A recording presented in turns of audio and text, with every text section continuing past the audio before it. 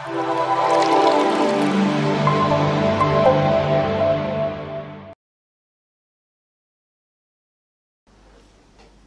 عليكم ورحمة الله وبركاته. إن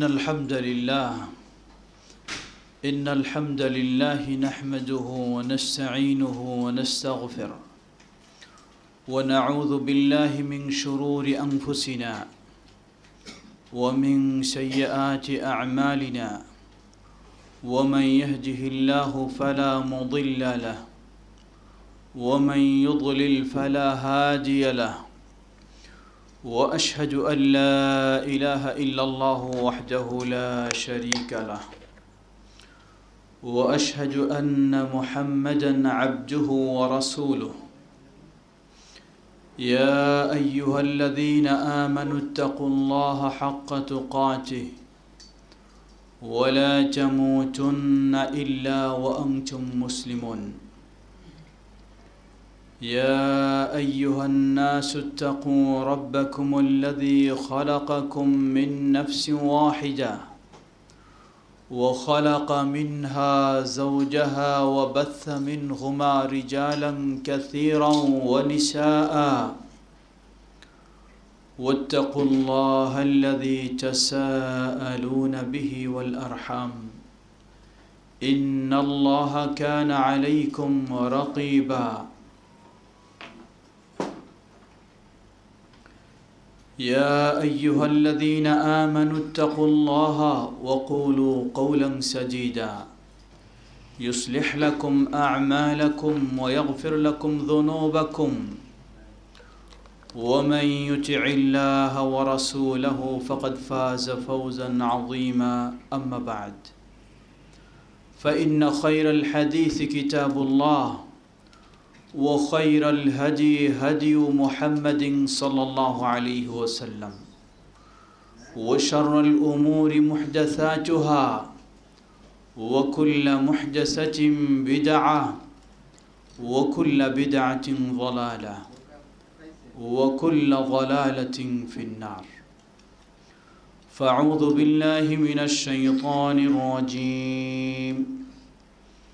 يا أيها الذين آمنوا إذا نودي للصلاة من يوم الجمعة فاسعوا إلى ذكر الله وذروا البيع ذلكم خير لكم إن كنتم تعلمون. আলহামদুলিল্লাহ, বাংলাদেশ জামঈয়াত আহলে হাদিস এর পক্ষ থেকে আয়োজিত আজকের এই মাসিক আলোচনা সভায় সমবেত প্রিয় দিনী ভাই সকল, একই সাথে আমাদের এই প্রোগ্রাম বাংলাদেশ জামঈয়াত আহলে হাদিসের ফেসবুক পেজে লাইভ হিসাবেও প্রকাশ হচ্ছে।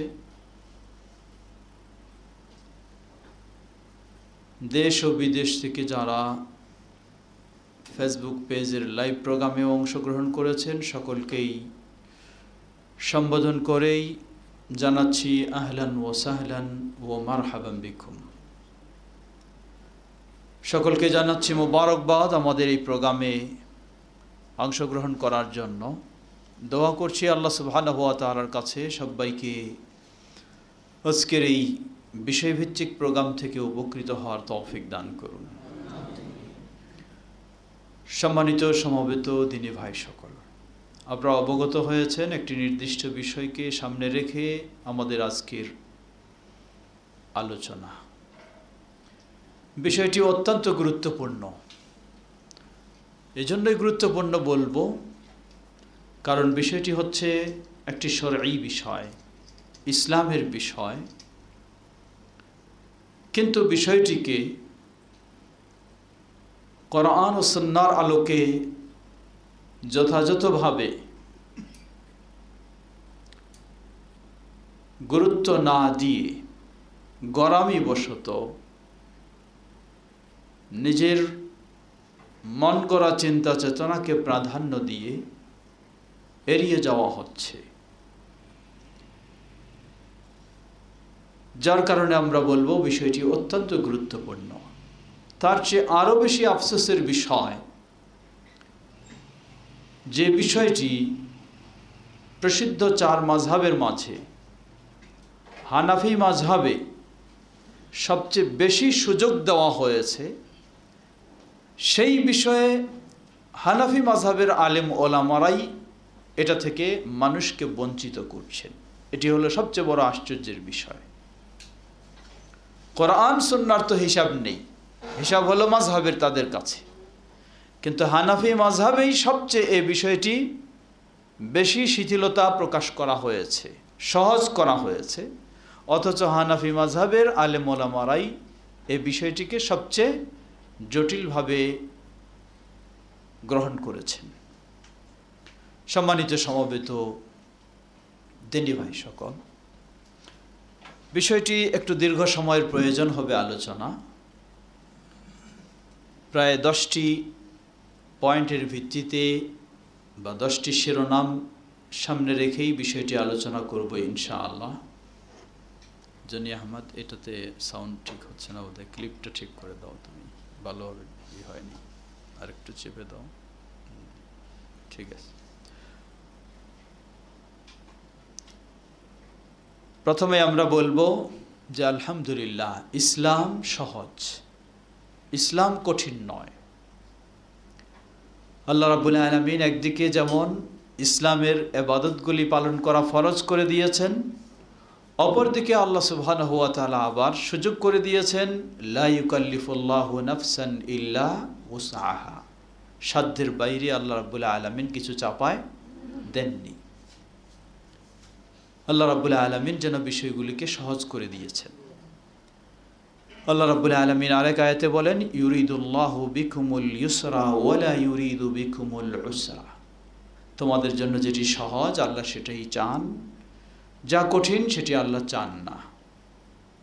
সুবহানাল্লাহ, এটাই হচ্ছে ইসলামের বৈশিষ্ট্য। কিন্তু আফসোসের সাথে বলতে হয়, ইসলাম যেটাকে সহজ করে দিয়েছে আমরা সেটাকে জটিল করে নিয়েছি, আর ইসলাম যেটাকে শক্তভাবে দিয়েছে আমরা এটাকে ইচ্ছা মতো নিয়েছি। অবস্থা আমাদের আজকে এই ধরনের হয়ে গেছে।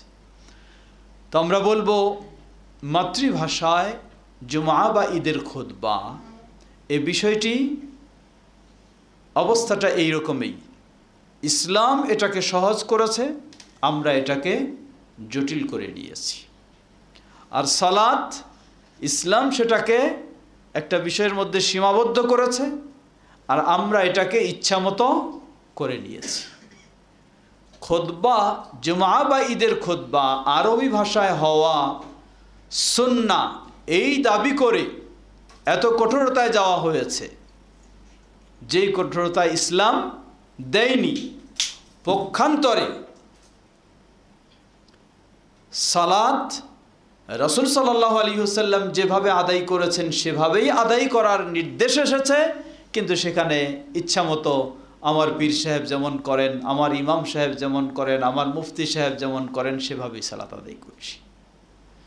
আসুন আমরা আমাদের নির্দিষ্ট বিষয়ের আলোচনায় আসি।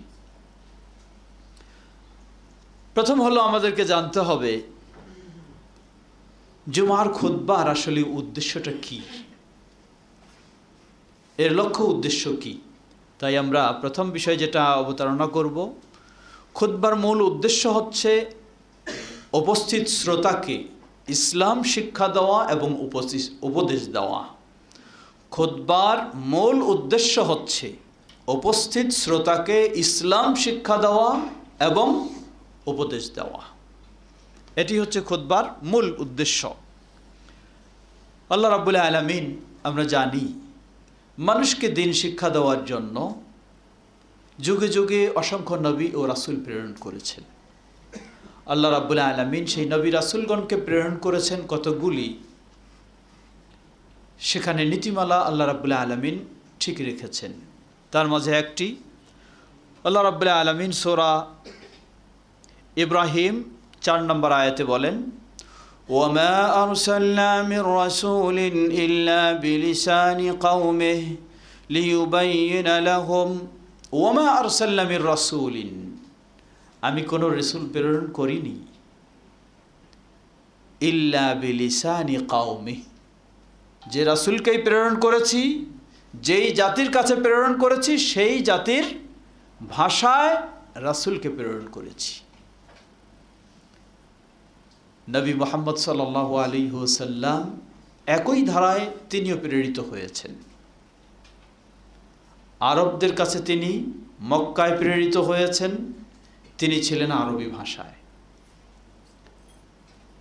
কিন্তু অন্যান্য রাসূল আর নবী সাল্লাল্লাহু আলাইহি ওয়াসাল্লামের মধ্যে পার্থক্য হলো অন্যান্য রাসূলগণ ছিলেন সীমিত একটি এরিয়ার জন্য সীমাবদ্ধ সীমিত একটি গোত্রের জন্য সীমিত একটি সময়ের জন্য কিন্তু আমাদের প্রিয় নবী মুহাম্মদ সাল্লাল্লাহু আলাইহি ওয়াসাল্লাম তিনি আরবদের মাঝে এবং নিজে আরবি ভাষাভাষী হিসাবে প্রেরিত হলেও তার নবুয়তের রিসালাত কোনো জাতির মধ্যে সীমাবদ্ধ নয় আরব অনারব সকলের জন্য তার নবুয়তের রিসালাত কোনো ভূখণ্ডের জন্য সীমাবদ্ধ নয় গোটা বিশ্বের জন্য তার নবুয়তের রিসালাত কোনো নির্দিষ্ট যুগের জন্য সীমাবদ্ধ নয় সীমাহীন যুগের জন্য কিয়ামত পর্যন্ত আল্লাহ রাব্বুল আলামিন নবী রাসূলদেরকে প্রেরণ করেছেন তাদের স্বীয় জাতির ভাষা অনুযায়ী কেন লিয়ুবাইয়িনা লাহুম যাতে নবী রাসূলগণ যাদের কাছে প্রেরিত হয়েছেন তাদের ভাষা দিয়ে তাদেরকে দিনকে বোঝাতে পারেন দিনের ব্যাখ্যা দিতে পারেন বর্ণনা দিতে পারেন প্রশ্ন আসে নবী মুহাম্মদ সাল্লাল্লাহু আলাইহি ওয়াসাল্লাম তিনি তো প্রেরিত হলেন আরবদের মাঝে আরবি ভাষায় কিন্তু তার দিন তার নবুয়তের রিসালাত তো হলো গোটা বিশ্বের মানুষের জন্য তারা তো আরবি ভাষার নন তাহলে কি হবে জবাব আমরা সবাই সেটি বুঝি এবং গ্রহণ করি উদাহরণস্বরূপ কোরআনুল কারীম আরবরা যখন পড়ে ও বুঝতে চায় কোন ভাষায় পড়ে আরবি ভাষায় এই কোরআনুল কারীম বাংলার মানুষদের জন্য আলেম সমাজ কি ব্যবস্থা দিয়েছেন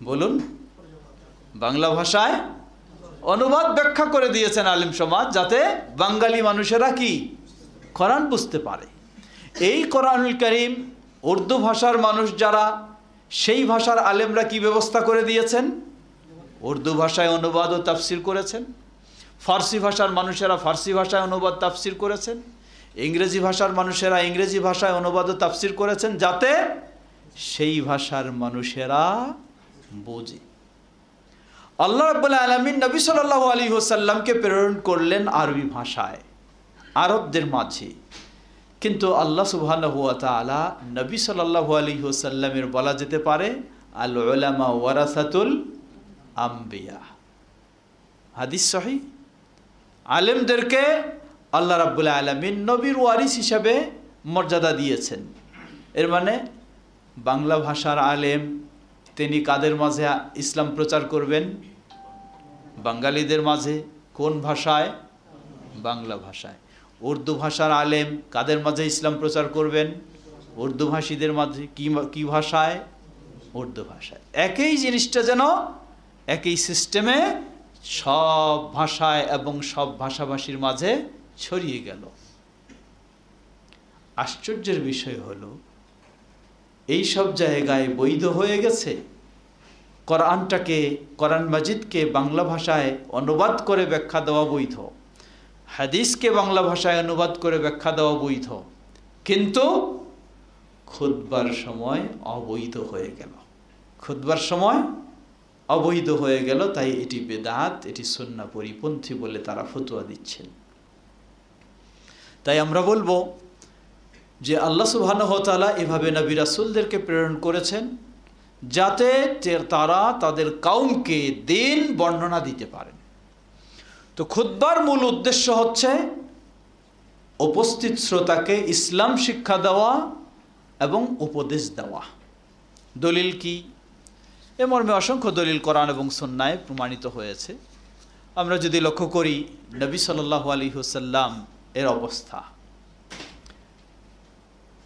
এ মর্মে অসংখ্য হাদিসে এসেছে, যেমন সহিহ মুসলিমের হাদিস 1950 নম্বর হাদিস, সাহাবী জাবির ইবনে সামুরা রাদিয়াল্লাহু আনহু বলছেন, ক্বালা কানাত লিন-নবী সাল্লাল্লাহু আলাইহি ওয়াসাল্লাম খুতবাতান ইয়াজলিসু বাইনাহুমা ইয়াকরাউ আল-কুরআন ওয়া ইউযাক্কিরুন নাস।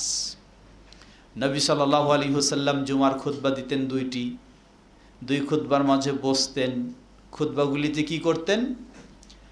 ইয়াকরাউ আল-কুরআন, কোরআন পাঠ করতেন, ওয়া ইউযাক্কিরুন নাস, এবং মানুষকে উপদেশ দিতেন। কোরআন পাঠ করতেন আর মানুষকে উপদেশ দিতেন।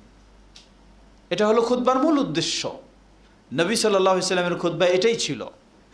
দ্বিতীয় হাদিস, সেই হাদিস অন্য বর্ণনায় এসেছে একই সাহাবী থেকে, কানা রাসূলুল্লাহ সাল্লাল্লাহু আলাইহি ওয়াসাল্লাম ইয়াখতুবু আলাল মিম্বার সুম্মা ইয়াজলিস সুম্মা ইয়াকুম ফায়াখতুবু ফায়াজলিসু বাইনাল খুতবাতাইনি ইয়াকরা মিন কিতাবিল্লাহ ওয়া ইউযাক্কিরুন নাস। নবী সাল্লাল্লাহু আলাইহি ওয়াসাল্লাম প্রথমে এসে মেম্বারে বসতেন, অতঃপর দাঁড়িয়ে খুতবা দিতেন, আবার দুই খুতবার মাঝে বসতেন, অতঃপর দাঁড়িয়ে আবার খুতবা শেষ করতেন। কি করতেন? ইয়াকরাউ মিন কিতাবিল্লাহ ওয়া ইউযাক্কিরুন নাস, তিনি কোরআনুল কারীম থেকে পাঠ করতেন এবং মানুষকে উপদেশ দিতেন। এই হাদিস হলো মুসনাদ আহমদে এবং সহিহ ইবনে হিব্বান 2803 নম্বর হাদিস। ঠিক একইভাবে অন্য এক সাহাবী, মহিলা সাহাবী হারিসা বিন নু'মান এর মেয়ে উম্মু হিশাম, তিনি বর্ণনা করছেন, তিনি বলছেন যে মা হাফিজতু কাফ ইল্লা মিন ফি রাসূলিল্লাহি সাল্লাল্লাহু আলাইহি ওয়াসাল্লাম ইয়াখতুবু বিহা কুল্লা জুমআতিন ক্বালাত ওয়া কানাত তান্নুরুনা ওয়া তান্নুরু রাসূলিল্লাহি সাল্লাল্লাহু আলাইহি ওয়াসাল্লাম ওয়াহিদা। মহিলা সাহাবী উম্মু হিশাম বলছেন, আমি সূরা কাফ এটা মুখস্থই করেছি সরাসরি রাসূল সাল্লাল্লাহু আলাইহি ওয়াসাল্লামের মুখ থেকে শুনে। কিভাবে? তিনি জুমার খুতবায় এটি পাঠ করতেন, এটা দিয়েই বক্তব্য তার ছিল, আলোচনা তার ছিল। একইভাবে সাহাবী জাবির রাদিয়াল্লাহু আনহু নবী সাল্লাল্লাহু আলাইহি ওয়াসাল্লামের খুতবার অবস্থাটা বর্ণনা করছেন। তিনি বলেন, কানা রাসূলুল্লাহ সাল্লাল্লাহু আলাইহি ওয়াসাল্লাম ইযা খাতাবা ইহমাররাত আইনাহু ওয়া আলা সাওতুহু ওয়াশতাদ্দা গাযাবুহু হাত্তা কাআন্নাহু মুনযিরু জাইশিন ইয়াকুলু সাব্বাহাকুম ওয়া মাসসাকুম। হাদিস সহিহ মুসলিম 867 নম্বর হাদিস। সাহাবী জাবির ইবনে আব্দুল্লাহ রাদিয়াল্লাহু তাআলা আনহুমা তিনি বলছেন, নবী সাল্লাল্লাহু আলাইহি ওয়াসাল্লাম যখন খুতবা দিতেন, ইহমাররাত আইনাহ, তার দুটি চোখ লাল হয়ে যেত, আলা সাউতু, তার আওয়াজ উঁচু হতো, ওয়াশতাদ্দা গাদাবু, রাগ এসে যেত, হাত্তা কাআন্নাহু মুনযিরু জাইশিন, মনে হয় যেন তিনি সৈন্যবাহিনীকে সতর্ক করছেন, সাব্বাহাকুম ওয়া মাসসাকুম, তোমরা সকালে সন্ধ্যায় যে কোনো সময় শত্রুর আক্রমণের শিকার হয়ে যেতে পারো। এর অর্থ নবী সাল্লাল্লাহু আলাইহি ওয়াসাল্লামের খুতবা যদি কেউ না বুঝতো, তাহলে নবী সাল্লাল্লাহু আলাইহি ওয়াসাল্লামের এই ভাব হওয়ার কোনো প্রয়োজন ছিল না। তিনি বুঝাচ্ছেন, সবাই বুঝছে, তাই তার এই অবস্থা হচ্ছে। ঠিক একইভাবে সাহাবী জুবাইর রাদিয়াল্লাহু আনহু তিনি বর্ণনা করছেন, কানা রাসূলুল্লাহ সাল্লাল্লাহু আলাইহি ওয়াসাল্লাম ইয়াখতুবুনা ফায়ুযাক্কিরুনা বিআইয়ামিল্লাহ হাত্তা না'রিফা যালিকা ফি ওয়াজহিহি ওয়া কাআন্নাহু নাযীরু কওমিন। রাসূল সাল্লাল্লাহু আলাইহি ওয়াসাল্লাম যখন খুতবা দিতেন, ফায়ুযাক্কিরুনা, আমাদেরকে এমনভাবে উপদেশ করতেন, উপদেশ শোনাতেন, কিসের? বিআইয়ামিল্লাহ, আল্লাহ সুবহানাহু ওয়া তাআলার বিভিন্ন নিদর্শন, বিভিন্ন নির্দেশনাবলী, সেগুলির আলোকে রাসূল সাল্লাল্লাহু আলাইহি ওয়াসাল্লাম খুতবার উপদেশ দিতেন। যেই সময় আমরা বুঝতে পেতাম তার চেহারা দেখেই যে কী ধরনের বিভিন্ন সময় বিভিন্ন তিনি যেন তার ভঙ্গি দিয়ে প্রকাশ করছেন। এ হাদিস মুসনাদ আহমদের, হাদিসটি হাসান, 1437 নম্বর হাদিস। তেমনইভাবে সাহাবী উবাই ইবনে কাব রাদিয়াল্লাহু আনহু তিনি বলছেন, ক্বারাআ ইয়াউমাল জুমআতি তাবারাক ওয়া হুয়া কাইমুন ফাযাক্কারানা বিআইয়ামিল্লাহ। রাসূল সাল্লাল্লাহু আলাইহি ওয়াসাল্লাম জুমার খুতবায় সূরা মুলক পাঠ করলেন, সূরা মুলক থেকেই আলোচনা করছেন। ওয়া হুয়া কাইমুন, দাঁড়িয়ে সেই আলোচনা করছেন। ফাযাক্কারানা বিআইয়ামিল্লাহ, আল্লাহ সুবহানাহু ওয়া তাআলার বিভিন্ন নিদর্শনাবলী সম্পর্কে আমাদেরকে উপদেশ দিচ্ছেন। তাহলে এইসব বর্ণনা থেকে প্রমাণিত হয় খুতবার মূল উদ্দেশ্যই হচ্ছে উপস্থিত শ্রোতাকে ইসলাম শিক্ষা দেওয়া এবং তাদেরকে উপদেশ দেওয়া। এখন এই ইসলাম শিক্ষা ও উপদেশ দেওয়া যদি খুতবার মূল উদ্দেশ্য হয়, আমরা বলতে পারি নিশ্চিতভাবে বাঙালিদের মাঝে, বাংলা ভাষাভাষীদের মাঝে যেই আরবি ভাষায় গদবাদা খুতবা পাঠ করা হয়, এতে শতকরা 98 জন মানুষ বললে ভুল হবে না, তারা এই খুতবা থেকে কোনো শিক্ষাও নিতে পারে না, কোনো উপদেশও নিতে পারে না, কারণ আরবি ভাষায় বোঝে না। শ্রোতা তো দূরের কথা, স্বয়ং বহু খতিবেই রয়েছেন, তিনি কি পাঠ করে শোনাচ্ছেন সেটা তিনি নিজেও বুঝেন না। বহু খতিব রয়েছেন, কারণ সব খতিবেই তো আমাদের দেশের কি নয়, আরবি ভাষায় দক্ষ নয়। তাই বই থেকে তিনি পাঠ করে শোনাচ্ছেন কি সেটা তিনি নিজেও বুঝেন না, খতিব শ্রোতা তো দূরের কথা। তাহলে রাসূল সাল্লাল্লাহু আলাইহি ওয়াসাল্লামের সুন্নাহ খালি আরবি ভাষায় সুন্নাহ এটি বলে চুপ থাকলে চলবে না। রাসূল সাল্লাল্লাহু আলাইহি ওয়াসাল্লামের খুতবার মূল সুন্নাহ হলো উপদেশ দেওয়া, ইসলাম শিক্ষা দেওয়া। যদি আপনার খুতবা থেকে শ্রোতারা, মুসল্লিরা কোনো উপদেশ নিতে না পারে, ইসলাম শিক্ষা নিতে না পারে, তাহলে আপনার খুতবা অবশ্যই সুন্নাহ বিরোধী, সুন্নাহ অনুযায়ী হয়নি। তাহলে উপস্থিত মুসল্লিদেরকে খুতবা দিয়ে উপকৃত করতে চাইলে কি পন্থা অবলম্বন করতে হবে? অবশ্যই শ্রোতাদের ভাষায় খুতবা হতে হবে, শ্রোতাদের ভাষায় খুতবা হতে হবে। এখন যেই ভাষায় হোক, বাঙালিদের খুতবা বাংলা ভাষায় হতে হবে, উর্দু ভাষীদের খুতবা উর্দু ভাষায়, ফার্সিদের ফার্সি ভাষায় তথা মাতৃভাষায় খুতবা হতে হবে। মাতৃভাষায় শ্রোতা মুসল্লিরা যদি আরবি হয়, তাহলে খুতবা হবে আরবি ভাষায়। তাহলেই সম্ভব হবে খুতবার মধ্য দিয়ে দিন শিক্ষা দেওয়া, উপদেশ দেওয়া, না হলে কখনো সম্ভব হবে না ইসলামের একটি গুরুত্বপূর্ণ বিষয়কে যেন ব্যর্থই পরিণত করা হয়। আসুন দ্বিতীয় বিষয়,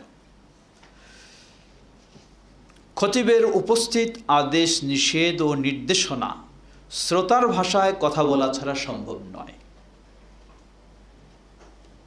তা কি বিষয়? খতিব খুতবা দেওয়ার জন্য যিনি আসবেন, খুতবা দেবেন, মেম্বারে দাঁড়াবেন,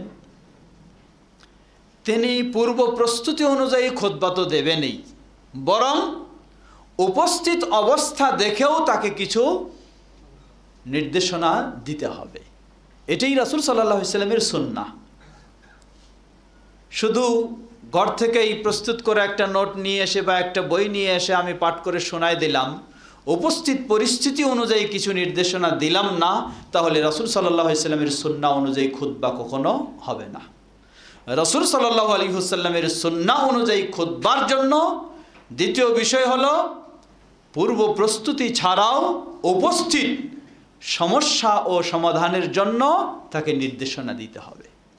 আর এই উপস্থিত সমস্যা সমাধান যেটা আমি দেব, সেটা আমি মেম্বারে দাঁড়িয়ে, আমি হয়তো আরবি বুঝি, আরবিতে যদি বলতেই থাকি, কয় মুসল্লি আমার আরবি বুঝবেন?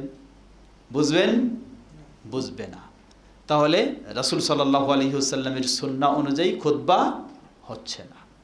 করণীয় কি? আমাকে অবশ্যই উপস্থিত মুসল্লিদের সমস্যাগুলি তাদের ভাষায় আমাকে বোঝাতে হবে, তাহলে তারা উপকৃত হবে, না হলে উপকৃত হবে না। তাদের ভাষায় বোঝাতে গেলে আমাকে অবশ্যই, যদি তারা আরবি হয় আরবি ভাষায়, বাঙালি হয় বাংলা ভাষায়, যে ভাষায় হবে সে ভাষায়। এখন আমরা বললাম যে উপস্থিত আদেশ নিষেধ বা নির্দেশনা, এটা কি আবার নিয়ম আছে নাকি হাদিসে? জবাব, অসংখ্য দলিল।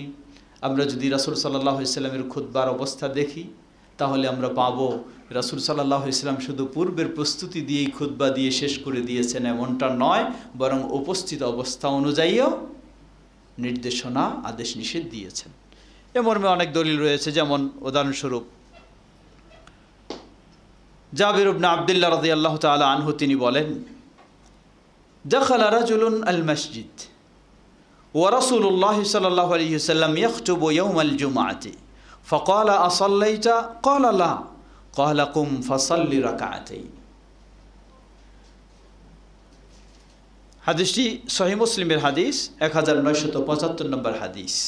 সাহাবী জাবির ইবনে আব্দুল্লাহ রাদিয়াল্লাহু আনহু বলছেন, রাসূল সাল্লাল্লাহু আলাইহি ওয়াসাল্লাম মেম্বারে দাঁড়িয়ে খুতবা দিচ্ছেন। হঠাৎ একজন মুসল্লি প্রবেশ করলেন, প্রবেশ করে কি করলেন?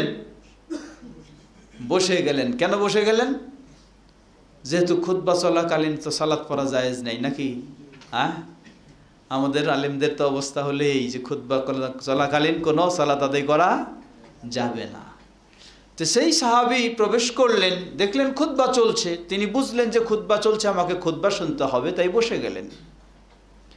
রাসূল সাল্লাল্লাহু আলাইহি ওয়াসাল্লাম মেম্বার থেকে সেখানেই দাঁড়িয়ে তিনি বললেন, আসাল্লাইতা, তুমি যে বসে গেছো, তুমি কি সালাত আদায় করেছো? তিনি বললেন, না করিনি। ক্বালা কুম ফাসাল্লি রাকা'তাইন, উঠো এবং 2 রাকাত সালাত আদায় করো। এখন ধরে নেন, এটি তো রাসূল সাল্লাল্লাহু আলাইহি ওয়াসাল্লামের সুন্নাহ। আমি খুতবা দিচ্ছি মেম্বারে দাঁড়িয়ে, হঠাৎ একজন মুসল্লি, বাঙালি মুসল্লি এসে ভিতরে বসে গেলেন। আমি মেম্বার থেকে বলবো আসাল্লাইতা, বাঙালি মুসল্লি বুঝবে না? কেন বুঝবে না? বলতেই হবে তো আরবিতে, বাংলায় তো বলা যাবে না।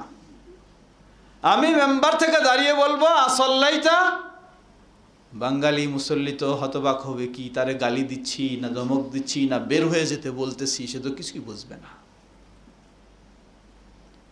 রাসূল সাল্লাল্লাহু আলাইহি ওয়াসাল্লামের সুন্নাহ হলো, খুতবার সুন্নাহ হলো, মেম্বারে দাঁড়িয়ে হলেও ওই মুহূর্তে কোনো মুসল্লি যদি প্রবেশ করে কিছু অনিয়ম করে থাকে, তাকে সরাসরি গাইড দিতে হবে, নির্দেশনা দিতে হবে। এটি হলো খুতবার সুন্নাহ।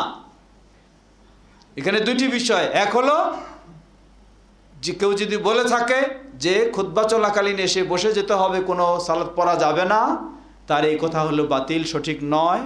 তিনি কিছু হাদিস দিয়ে দলিল দেবেন যে খুতবা চলাকালীন কিছু করা যাবে না, কোনো সন্দেহ নাই, সেই হাদিসও সহিহ। কিন্তু এই হাদিসও সহিহ যে খুতবা চলাকালীন সময় অন্য কিছু করা যাবে না, শুধু কি 2 রাকাত সালাত আদায় করা যাবে নয়, শুধু করতে হবে, করে তারপরে বসবে। ফতোয়া দেয় যে খুতবা শোনা ওয়াজিব, আর দুখুলুল মসজিদ কি ওয়াজিব না সুন্নাহ? সুন্নাহ। তো দুখুলুল মসজিদ যদি সুন্নাহ হয় তাহলে ওয়াজিব বাদ দিয়ে সুন্নাহ করা জায়েজ আছে নাকি? জবাব, এই মুফতি সাহেবরাই শুধু বুঝিলেন, আর শ্রেষ্ঠ মুফতি মুহাম্মদ সাল্লাল্লাহু আলাইহি সাল্লাম মনে হয় তাদের হিসাবে বুঝেন নাই। নাউযুবিল্লাহ, তাদের হিসাবে বুঝেন নাই। তাই মুহাম্মদ সাল্লাল্লাহু আলাইহি সাল্লাম খুতবা শোনা বাদ দিয়েও কি করতে বললেন? সালাত আদায় করতে বললেন। তিনি বুঝেন নাই তাই এটি বলেছেন। লা হাওলা ওয়ালা কুওয়াতা ইল্লা বিল্লাহ। জাহিলিরও একটা সীমা থাকা উচিত।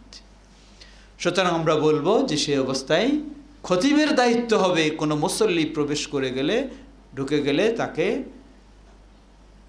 দাঁড়িয়ে সালাত আদায় করার জন্য বলা।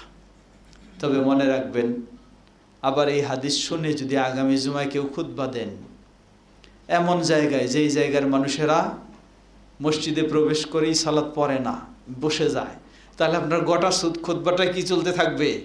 মানুষ ঢুকতেই থাকবে আর খালি বলতেই থাকবেন উঠেন পড়েন, উঠেন পড়েন, হ্যাঁ, এই চলতেই থাকবে গোটা। এটা অবস্থা অনুযায়ী সেই সমস্ত জায়গায় আপনাকে হয়তো সাধারণভাবে প্রশিক্ষণ আগে দিতে হবে, শেখায় নিতে হবে। যখন ব্যতিক্রম 2-1 জন থাকবে তাহলে খুতবার সময়ও তাকে সংশোধন করে দিতে হবে। দ্বিতীয় দলিল সাহাবী জাবির ইবনে আব্দুল্লাহ রাদিয়াল্লাহু আনহুর সেই হাদিসটি সুলাইক আল গাতফানি রাদিয়াল্লাহু আনহু তিনি মসজিদে প্রবেশ করলেন। রাসূল সাল্লাল্লাহু আলাইহি সাল্লাম মেম্বারে দাঁড়িয়ে খুতবা দিচ্ছেন, বললেন, প্রবেশ করেই তিনি বসে গেলেন। রাসূল সাল্লাল্লাহু আলাইহি ওয়াসাল্লাম বললেন, ইয়া সুলাইক কুম ফারকা রাকাতাইন ওয়া তাজাওয়াজ ফীহিমা। হে সুলাইক, ওঠো, 2 রাকাত সালাত পড়ো, এবং সালাত কি খুব লম্বা সূরা দিয়ে দীর্ঘ করে নয়, সংক্ষিপ্তভাবে এই 2 রাকাত পড়ো। সুম্মা ক্বালা ইযা জাআ আহাদুকুম ইয়াওমাল জুমআতি ওয়াল ইমামু ইয়াখতুব ফালইয়ারকা রাকাতাইন ওয়ালিয়াতাজাওয়াজ ফীহিমা। অতঃপর বললেন, জেনে রাখো আমি সুলাইক গাতফানিকে নির্দেশ দিলাম, এটি শুধু তার জন্য নয়, যখন এই খুতবা চলাকালীন সময় তোমাদের কেউ প্রবেশ করবে সে যেন অবশ্যই 2 রাকাত সংক্ষিপ্তভাবে সালাত পড়ে বসে। তৃতীয় দলিল, রাসূল সাল্লাল্লাহু আলাইহি ওয়াসাল্লাম, এটাও হাদিস, সাহাবী জাবের রাদিয়াল্লাহু আনহু বলছেন, قال لما استوى رسول الله صلى الله عليه وسلم يوم الجمعة قال اجلسوا فسمع ذلك ابن مسعود فجلس على باب المسجد فرآه رسول الله صلى الله عليه وسلم فقال تعالى يا عبد الله بن مسعود। হাদিস, এই হাদিস সহিহ সুনান আবু দাউদের হাদিস 1091 নম্বর হাদিস।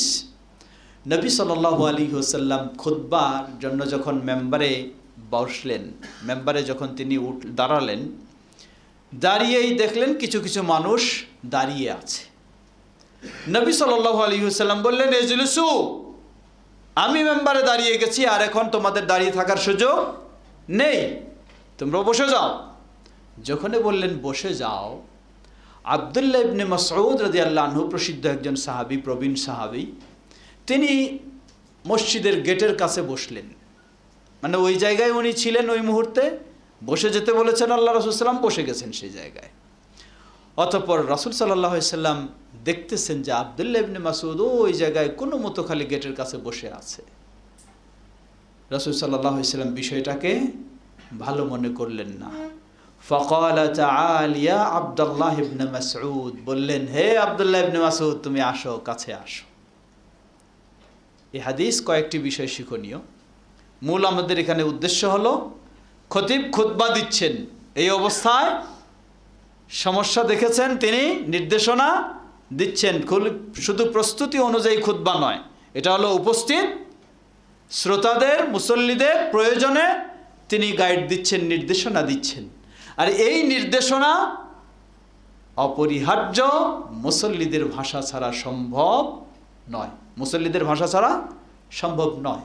অতএব এই বিষয়টি বলে দিচ্ছে যে খুতবা শুধু আরবি ভাষায় আপনি থেকে যাবেন, অনারবদের মাঝে এটি কখনো ইসলামের নিয়ম নয়।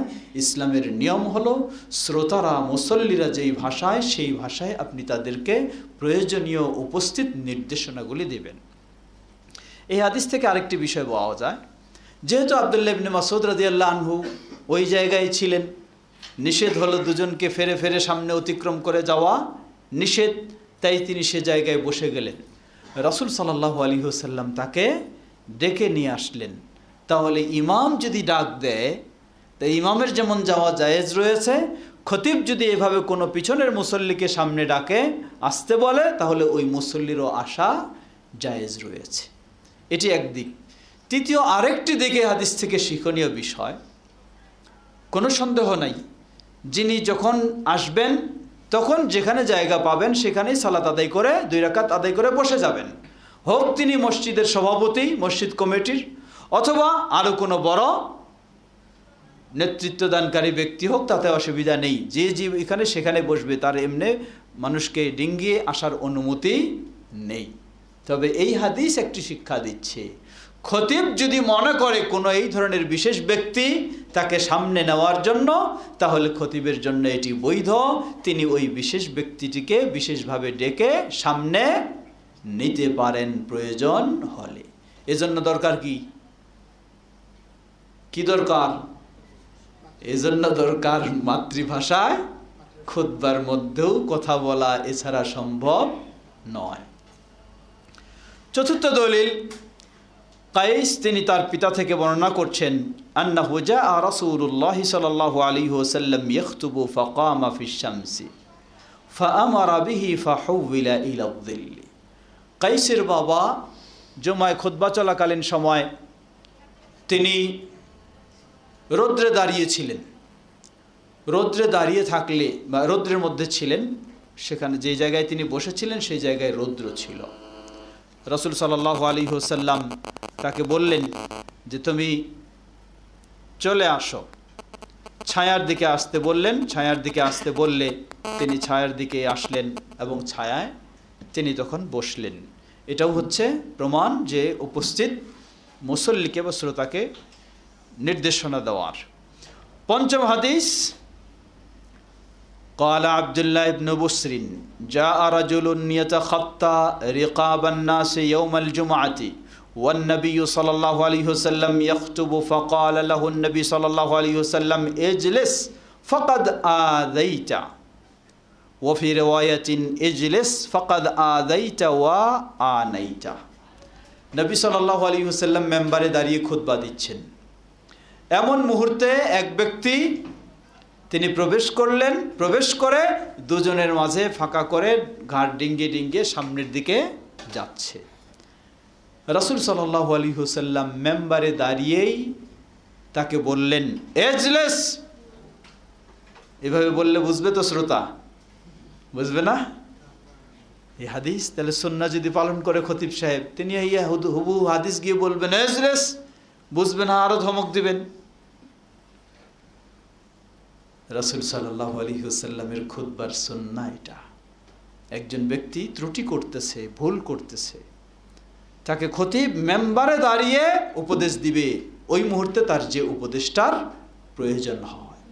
রাসূল সাল্লাল্লাহু আলাইহি ওয়াসাল্লাম বললেন তুমি বসো, ফাকাদ আযাইতা ওয়া আনাইতা। এমনি তুমি বিলম্ব করে এসেছো, আবার তুমি মানুষকে কষ্ট দিচ্ছ। এমনি তুমি বিলম্ব করেছো, আবার তুমি মানুষকে কষ্ট দিচ্ছ। সুতরাং যেখানে তোমার জায়গা ওই জায়গায় বসো, সামনে এভাবে ঘাট ডিঙ্গিয়ে আসো না। অতএব এই সমস্ত বিষয়গুলি থেকে আরও এই মর্মে অসংখ্য দলিল রয়েছে, সেগুলি আমরা দীর্ঘ করতে পারছি না যেহেতু সময় আমাদের সীমাবদ্ধ। এই সব বিষয়গুলি প্রমাণ করে খতিবের জন্য একটি সুন্নাহ হলো খুতবা চলাকালীন পূর্বের প্রস্তুতি ছাড়াও উপস্থিত সমস্যা অনুযায়ী শ্রোতাদেরকে নির্দেশনা দেবে। এটাও হলো রাসূল সাল্লাল্লাহু আলাইহি ওয়াসাল্লামের সুন্নাহ। আর এই নির্দেশনা দেওয়া কখনো সম্ভব নয় যদি মুসল্লিদের ভাষা ব্যবহার করা না হয়, কখনো সম্ভব হবে না। অতএব মাতৃভাষার প্রয়োজন এবং মাতৃভাষায় সেই সময় খুতবার মধ্যেও এ কথা বলা অবশ্যই বৈধ। তৃতীয় বিষয়, শ্রোতাদের খুতবার প্রতি মনোযোগী হওয়ার জন্য আল্লাহ তাআলা ও রাসূল সাল্লাল্লাহু আলাইহি ওয়াসাল্লামের নির্দেশ। আমাদের মসজিদগুলিতে, আমাদের বলতে আমাদের দেশের অধিকাংশ মসজিদগুলিতে খুতবা হয়, খুতবার সময় শ্রোতাদের মনোযোগ থাকে না। কেন থাকে না? কারণ হলো শ্রোতা বুঝে না যে আমাকে গালি দিচ্ছে না আমাকে দোয়া করছে। আমাকে গালি দিচ্ছে না আমার জন্য দোয়া করছে, এটি শ্রোতা বুঝে না। তাই দেখা যায় অধিকাংশ শ্রোতা অমনোযোগী এবং ঘুমের মতো ভাব হয়ে থাকে। অমনোযোগী এবং ঘুমের মতো ভাব হয়ে থাকে। অথচ কোরআন এবং সুন্নাহর নির্দেশ হলো মুসল্লিদের জন্য খুতবার প্রতি মনোযোগী হওয়ার। এমন অসংখ্য দলিল। আল্লাহ রাব্বুল আলামিন সূরা জুমআয় 9 নম্বর আয়াত সেখানে নির্দেশ দিয়েছেন ফাসআউ ইলা যিকরিল্লাহ ওয়া দারুল বাই'। ফাসআউ ইলা যিকরিল্লাহ, যিকরিল্লাহ দ্বারা উদ্দেশ্য কি? যিকরুল্লাহ দ্বারা উদ্দেশ্য হলো সালাত নয়, সালাত তো আছেই, কিন্তু এখানে যিকরুল্লাহ দ্বারা উদ্দেশ্য হলো খুতবা। যিকরুল্লাহ দ্বারা উদ্দেশ্য হচ্ছে খুতবা। দলিল কি? যিকরুল্লাহ দ্বারা উদ্দেশ্য খুতবা। এ মর্মে অনেক বর্ণনা এসেছে, যেমন সহিহুল বুখারী 881 নম্বর হাদিস, সহিহ মুসলিম 1917 নম্বর হাদিস। সাহাবী আবু হুরায়রা রাদিয়াল্লাহু তাআলা আনহু বর্ণনা করছেন, সুপ্রসিদ্ধ হাদিস, আমরা জানি রাসূল সাল্লাল্লাহু আলাইহি ওয়াসাল্লাম বলেন, যে ব্যক্তি জুমার দিন ফরজ গোসলের মতো গোসল করবে অতঃপর মসজিদে আসবে প্রথম সময়ে, সে যেন একটা কিসের সওয়াব পাবে? একটি ওট কোরবানির মতো সওয়াব পাবে। দ্বিতীয় সময় যিনি আসবে তিনি একটি গরু কোরবানির সমান সওয়াব পাবে। তৃতীয় সময় যিনি আসবে সে একটি ছাগল কোরবানির সমান সওয়াব পাবে। চতুর্থ সময় যে আসবে সে একটি মুরগি কোরবানির সমান সওয়াব পাবে। পঞ্চম সময় যে আসবে সে একটি ডিমের। ফাইদা খারাজাল ইমাম হাদারাতিল মালাইকাতু ইয়াস্তামিউনা আয-যিকর। ফাইদা খারাজাত ইমাম, অতঃপর যখন ইমাম বের হবে মেম্বারে দাঁড়ানোর জন্য, এই সময়টা কি হয়ে গেল? শেষ, ফজিলতের সময় শেষ, আর ফজিলত সুযোগ নেই। হাদারাতিল মালাইকা, ইমাম মেম্বারে দাঁড়ালে খুতবার জন্য ফেরেশতারা উপস্থিত হয়ে যান। ইয়াস্তামিউনা আয-যিকরা, জিকির শোনার জন্য ফেরেশতারা মনোযোগ সহকারে জিকির শোনার জন্য উপস্থিত হন। জিকির মানে কি? এখানে খুতবা। জিকির মানে খুতবা। ফাসআউ ইলা যিকরিল্লাহ, তাই এই জিকির দ্বারা উদ্দেশ্য এখানে খুতবা। খুতবা শোনার জন্য স্বয়ং ফেরেশতারা মনোযোগ দিয়ে শোনার জন্য উপস্থিত হয়ে যান। কিন্তু আফসোসের বিষয়, আমাদের অনারবীদের খুতবা শোনার সেই মনোযোগ গুরুত্ব নেই। কেন নেই? খুতবায় কি বলা হয় সেটি তিনি বুঝেন না, যার কারণে মনোযোগ নেই। যদি শ্রোতারা বুঝতো, শ্রোতাদের ভাষায় যদি খুতবা হতো, তাহলে অবশ্যই শ্রোতাদের মাঝে মনোযোগ তৈরি হতো, যেই মনোযোগের নির্দেশ দিয়েছে ইসলাম। আরো বর্ণনায় এসেছে অপর হাদিসে রাসূল সাল্লাল্লাহু আলাইহি ওয়াসাল্লাম বলেন, ফাইদা জালাসাল ইমামু তাওয়াউ সুহুফা ওয়া জাউ ইয়াস্তামিউনা আয-যিকরা। ইমাম যখন এসে দাঁড়িয়েই মেম্বারে বসবে আজানের সময়, তখন এই ফেরেশতারা তাদের সব দফতর কি করেন? গুটিয়ে ফেলেন এবং মনোযোগ সহকারে খুতবা শোনার জন্য প্রস্তুত হয়ে যান। স্বয়ং ফেরেশতারা খুতবা শোনার জন্য প্রস্তুত হন মনোযোগ সহকারে, কিন্তু শ্রোতাদের মাঝে সেই মনোযোগ নাই। এর কারণেই হলো শ্রোতাদের ভাষায় খুতবা হয় না, তাদের বোঝার সুযোগ নেই। চতুর্থ দলিল, যেই হাদিসগুলি একটু আগে আমরা পড়েছি, আল্লাহ রাসূল সাল্লাল্লাহু আলাইহি ওয়াসাল্লাম থেকে সাহাবী আব্দুল্লাহ ইবনে আমর ইবনে আল-আস তিনি নবী সাল্লাল্লাহু আলাইহি ওয়াসাল্লাম থেকে বর্ণনা করছেন। তিনি বলেন, নবী সাল্লাল্লাহু আলাইহি ওয়াসাল্লাম বলেন, মান ইগতাসালা ইয়াওমাল জুমআতি ওয়া মাসসা মিন তিবি ইমরাআতিহি ইন কানা লাহা ওয়া লাবিসা মিন সালিহি সিয়াবিহি সুম্মা লাম ইয়াতাখাত্তা রিকাবান নাস ওয়া লাম ইয়ালগু ইনদাল মাউইদাতি কানাত কাফফারাতুন লিমা বাইনাহুমা ওয়া মান লাগা ওয়া তাখাত্তা রিকাবান নাস কানাত লাহু যুহরা। হাদিসটি আবু দাউদের হাদিস 347 নম্বর এবং সহিহ ইবনে খুজাইমা 1810 নম্বর হাদিস। আল্লাহ রাসূল সাল্লাল্লাহু আলাইহি ওয়াসাল্লাম বলেন যে জুমার দিন কোনো মানুষ যখন গোসল করবে, পবিত্র হবে, অতঃপর তার স্ত্রীর হোক বা বাড়ির হোক সুগন্ধি নিয়ে ব্যবহার করবে, ভালো পোশাক পরে আসবে এবং মসজিদে এসে মানুষের ঘাড় ডিঙ্গিয়ে সামনে যাবে না। ওয়ালাম ইয়ালগু ইনদাল মাউইদাতি, যখন ওয়াজ হবে, মাউইদা মানে ওয়াজ হবে, বক্তৃতা হবে। বক্তৃতা হবে কখন? খুতবার সময়। এটি খুতবা। এই খুতবার বক্তৃতা যখন হবে তখন সে অনর্থক কোনো কিছু কাজ করবে না, অত্যন্ত মনোযোগ দিয়ে গুরুত্ব সহকারে সে খুতবা শুনবে। কানাত কাফফারাতান লিমা বাইনাহুমা, তাহলে দুই জুমার মাঝে যে সময়টা গেছে এর জন্য এটি কাফফারা হয়ে যাবে। ওয়ামান লাগা ওয়া তাখাত্তা রিকাবান নাস কানাত লাহু যুহরা, আর যে ব্যক্তি খুতবা চলাকালীন সময় অনর্থক কাজে জড়িয়ে যাবে এবং মানুষের ঘাড় ডিঙ্গিয়ে সামনে যাওয়ার চেষ্টা করবে, কানাত লাহু যুহরা, তাহলে তার জুমার বলতে কিছুই থাকবে না। এটি যেন জোহরের সালাতের বিকল্প হিসাবেই শুধু তার হবে, জুমার কোনো আসল ফজিলত থাকবে না। এই কেন গুরুত্ব, এই নির্দেশ, এত ভয় ভীতি প্রদর্শন কিসের জন্য? যেন মনোযোগ সহকারে খুতবা শোনা হয়। তাই রাসূল সাল্লাল্লাহু আলাইহি ওয়াসাল্লামের নির্দেশ, এ ধরনের অসংখ্য দলিল রয়েছে যে নির্দেশ হলো মনোযোগ সহকারে শুনতে হবে খুতবা। আর খুতবা শোনার ক্ষেত্রে মনোযোগ তৈরি হবে যদি খতিবের ভাষা বোঝা যায়। খতিবের ভাষা যদি বোঝা না যায় তাহলে খুতবার মধ্যে কখনো মনোযোগ তৈরি হবে না। চতুর্থ বিষয়, সালাতে সূরা ও দোয়া যেভাবে সংরক্ষিত ও বর্ণিত হয়েছে, খুতবা সেভাবে সংরক্ষিত ও বর্ণিত হয়নি। অর্থাৎ কোন সালাতে কোন সূরা পাঠ করা সুন্নাহ। এই জুমার সালাতে সূরা কি, ছাত্ররা আছো, কি সূরা পাঠ করতে হয়? সূরা আলা এবং সূরা গাশিয়া, অথবা আরও কিছু সূরা। সাহাবাই কেরাম বর্ণনা করেছেন যে আল্লাহ রাসূল সাল্লাল্লাহু আলাইহি ওয়াসাল্লাম জুমার সালাতেও এই সূরাগুলি পাঠ করেছেন। এর মানে বোঝা যায় যে সেই বিষয়টা খেয়াল রাখতে হবে, সেগুলি পাঠ করার চেষ্টা করতে হবে।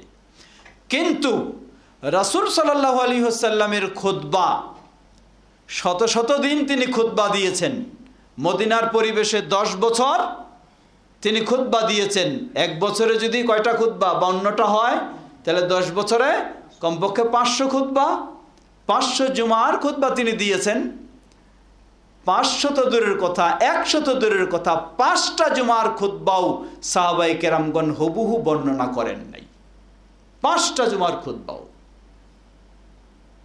আল্লাহ রাসূল সাল্লাল্লাহু আলাইহি ওয়াসাল্লাম অমুক দিন মসজিদে নববীতে জুমার দিন খুতবায় দাঁড়ালেন, দাঁড়িয়ে তিনি শুরু থেকে শেষ পর্যন্ত এইভাবে তার সম্পূর্ণ খুতবাটি তুলে ধরেছেন। এমন 5টা জুমার খুতবাও পাওয়া যাবে না। 5টা নয়, একটাও নেই। আমি যতটুকু খুঁজেছি একটাও নেই। যেটি খুতবাতুল হাজা বলা হয় সেটি এই জুমার ক্ষেত্রে নয়। এটা জুমার হলো ভূমিকা স্বরূপ, মূল খুতবা সেটি নয়। তো রাসূল সাল্লাল্লাহু আলাইহি ওয়াসাল্লাম তার গোটা 10 বছরে যত খুতবা দিয়েছেন, খুতবাগুলি সাহাবায়ে কেরামগণ শুরু থেকে শেষ পর্যন্ত মনোযোগ সহকারে শুনেছেন। কিন্তু গোটা খুতবাটা কেউ বর্ণনা করেননি, বর্ণনা করেছেন পাঠ পাঠ, কিছু কিছু হাদিসগুলি সেগুলি বর্ণনা করেছেন। অথচ অন্য বিষয়ে পাওয়া যায়, যেমন ধরে নেন উদাহরণস্বরূপ রাসূল সাল্লাল্লাহু আলাইহি ওয়াসাল্লামের বিদায় হজ, মদিনা থেকে বের হয়ে মদিনায় পৌঁছা পর্যন্ত সম্পূর্ণ অবস্থাটাও তুলে ধরেছেন সাহাবী জাবির ইবনে আব্দুল্লাহ রাদিয়াল্লাহু তাআলা আনহু। সম্পূর্ণ অবস্থাটা তুলে ধরেছেন। কিন্তু এইভাবে রাসূল সাল্লাল্লাহু আলাইহি ওয়াসাল্লামের একটা খুতবা শুরু থেকে শেষ পর্যন্ত কি ছিল এমন স্পষ্ট পাওয়া যায় না। সেই জাবির রাদিয়াল্লাহু আনহু খুতবার অবস্থায় রাসূল সাল্লামের ভাবভঙ্গিয়া কীরকম থাকতো সেগুলি বর্ণনা করেছেন। কিন্তু গোটাটা এভাবে বর্ণনা করেছেন বলে আমার জানা মতে এবং বিজ্ঞ মুহাদ্দিসদের বর্ণনা অনুযায়ী এই ধরনের পাওয়া যায়নি। এটি কি প্রমাণ করে? এটি প্রমাণ করে খুতবাটা যদি হুবহু রাসূল সাল্লাল্লাহু আলাইহি ওয়াসাল্লামের মতোই আরবি ভাষায় হওয়া দরকার হতো, তাহলে সেটি হুবহু আমাদের কাছে সেভাবেই বর্ণিত হয়ে আসতো। মনে রাখবেন বিষয়টি। যেহেতু এটি হুবহু ওইভাবে পাওয়া যায়নি, যাচ্ছে না, এর মানেই এখানে কি রয়েছে? সুযোগ রয়েছে প্রয়োজন অনুযায়ী এটাকে প্রস্তুত করা, প্রয়োজন অনুযায়ী এটাকে ব্যবহার করার সুযোগ রয়েছে। সালাতের মধ্যে আল্লাহ রাসূল সাল্লাল্লাহু আলাইহি ওয়াসাল্লাম সুযোগ দিয়েছেন আমাদের, ফাকরাউ মা তায়াসসারা মিনাল কোরআন, যেটা সহজ হয় সেটাই পড়ো, অসুবিধা নাই। কিন্তু এরপরেও সাহাবায়ে কেরামগণ বর্ণনা দিয়েছেন যে জোহরের সালাতে আল্লাহ রাসূল সাল্লাম ফরজের মধ্যে এই পড়তেন, মাগরিবে এই পড়তেন, এশায় এই পড়তেন। সেগুলি যেভাবে বর্ণিত হয়েছে, জুমার খুতবা রাসূল সাল্লাল্লাহু আলাইহি ওয়াসাল্লামের হুবহুটা এইভাবে সাহাবায়ে কেরামগণ বর্ণনা করেননি। এটি প্রমাণ করে যে সেই সময় থেকেই এই খুতবাটা যে হুবহু ওইভাবেই হতে হবে এমন বিষয়টা ছিল না। বিষয়টা ছিল খুতবার মৌলিক বিষয়গুলি যেন ঠিক থাকে, আর প্রয়োজন অনুযায়ী ইসলাম শিক্ষা ও উপদেশ দেওয়া, তাহলেই সেটি সুন্নতি খুতবা বলে গণ্য হবে। পঞ্চম বিষয়, খুতবা কি সালাত? না হলে ভিন্ন ভাষা হওয়াতে বাধা কোথায়?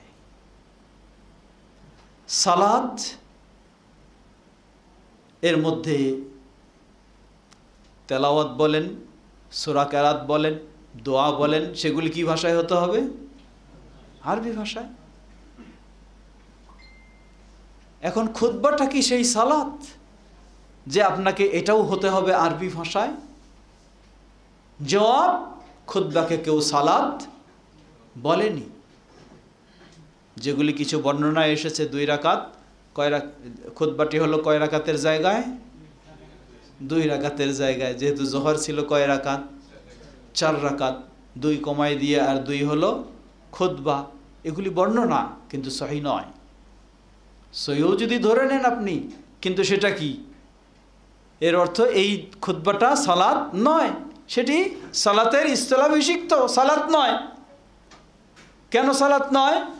লক্ষ্য করুন, সালাতে যেগুলি ফরজ কাজ সেগুলির মধ্যে একটি কি? কিবলামুখী হওয়া। সালাতের ফরজ কাজ আছে না? সে ফরজ কাজ কি? তার মধ্যে একটা হলো কিবলামুখী হওয়া। খুতবায় খতিবকে কি হইতে হয়? কিবলামুখী না বিপরীতমুখী? যদি সালাতেই হতো তাহলে কিবলামুখী হওয়া ফরজ ছুটে যাচ্ছে, তাহলে এটা খুতবায় বাতিল, সালাত বাতিল। অতএব এটা কি নয়? সালাত নয়। সালাতে ইচ্ছা মতো কথা বলার সুযোগ নাই, কিন্তু খুতবায় সুযোগ আছে। একটু আগেই আমরা জানলাম রাসূল সাল্লাল্লাহু আলাইহি ওয়াসাল্লাম উপস্থিত শ্রোতাকে, মুসল্লিকে তাদের অবস্থা অনুযায়ী ইচ্ছা মতো কাউকে নিষেধ করতেন, কাউকে আদেশ করতেন, কাউকে সামনে পিছনে যেতে বলতেন, উপদেশ দিতেন, ইচ্ছা মতো বলতেন। তাহলে বোঝা যায় এটি সালাত নয়। ঠিক অনুরূপভাবে খুতবার সময় সালাতে যেভাবে মুসল্লিদেরকে দাঁড়াতে হয়, ইমাম যদি ওই খতিব সাহেবই যখন খুতবা শেষ করে সালাতে দাঁড়িয়ে যাবেন কিবলামুখী হয়ে, মুসল্লিদেরকে কিভাবে দাঁড়াইতে হয়? সবাইকেই সারিবদ্ধ হয়ে কিবলামুখী হয়ে দাঁড়াতে হয়। কিন্তু খুতবা চলাকালীন অবস্থায় খতিবেরও কিবলার প্রয়োজন নেই, মুসল্লিদেরও কিবলার প্রয়োজন নেই। রাসূল সাল্লাল্লাহু আলাইহি ওয়াসাল্লামের সাহাবায়ে কেরামগণ বলছেন, যখন খুতবা দিতেন, খুতবার সময় কিবলামুখী নয় খতিবমুখী হওয়াটাই হলো সুন্নাহ। কোনমুখী? কিবলামুখী নয়, খতিবমুখী হওয়াই হলো সুন্নাহ। খতিবের খুতবাটা যেন মনোযোগ সহকারে শুনতে পারে, এই জন্য ওই সাইডের মানুষ এই দিকে দাঁড়াবে, ওই সাইডের মানুষ এই দিকে মুখী হয়ে বসবে। সেই সময় সালাতের মতো বসা নির্দেশ নয়। সুতরাং খুতবাটা কি নয়? সালাত নয়। যেহেতু সালাত নয়, অতএব কি রয়েছে? জায়েজ। মাতৃভাষায় কথা বলা অবশ্যই জায়েজ রয়েছে। সালাত হলে না জায়েজ বলতাম আমরাও। ষষ্ঠ বিষয়, জুমার খুতবা যখন মাতৃভাষায় অনুমতি দেওয়া হয় না, তখনই বেদাত চালু হয়ে যায়। তখনই কি হয়? বেদাত চালু হয়। কেমনে? জুমার খুতবা আরবি ভাষায় অপরিহার্য করে দেওয়াতে উপস্থিত শ্রোতা মুসল্লিরা কোনো শিখার সুযোগ পায় না। এজন্য কি চালু করা হয়েছে? জুমার আগেই একটি বয়ান চালু করা হয়েছে। ঠিক কিনা? আছে না বয়ান জুমার আগে? জুমার খুতবা কয়টা? 2টা না 3টা? হচ্ছে কয়টা? 3টা হচ্ছে। 3টা। একটা হলো আগে বসে বসে, আর 2টা হলো মেম্বারে দাঁড়িয়ে। 3টা হচ্ছে। এটি একটি বেদাত। এই বেদাত এর চালু হওয়ার কারণটাই হলো, যদি খুতবার মধ্যে মাতৃভাষা বলার সুযোগ থাকতো তাহলে ওই বয়ানের কোনো প্রয়োজন হতো না। যেখানে খুতবার মধ্যে মাতৃভাষা ব্যবহার নিষিদ্ধ যখন করে দেওয়া হলো, তখন বিকল্প পথ বের করলেন, মুসল্লিদেরকে কিছু না শিখাইলে তো হয় না, তাই এই বয়ান চালু করলেন। অথচ আল্লাহ রাসূল সাল্লাল্লাহু আলাইহি ওয়াসাল্লাম কি করেছেন? নাহা আনিত তাহাল্লুকি মিসলা সালাতি ইয়াউমাল জুমআ। জুমার দিন খুতবার পূর্বে এভাবে সমবেত হয়ে কোনো বয়ান, দার্স, তাদরিস, এটাকে আল্লাহ রাসূল সাল্লাল্লাহু আলাইহি ওয়াসাল্লাম নিষেধ করে দিয়েছেন। তাহলে দেখুন, হাদিস আবু দাউদ, হাদিসটি হাসান, 1079 নম্বর হাদিস। এই হাদিস কি বলে দিচ্ছে? 2টো জিনিস।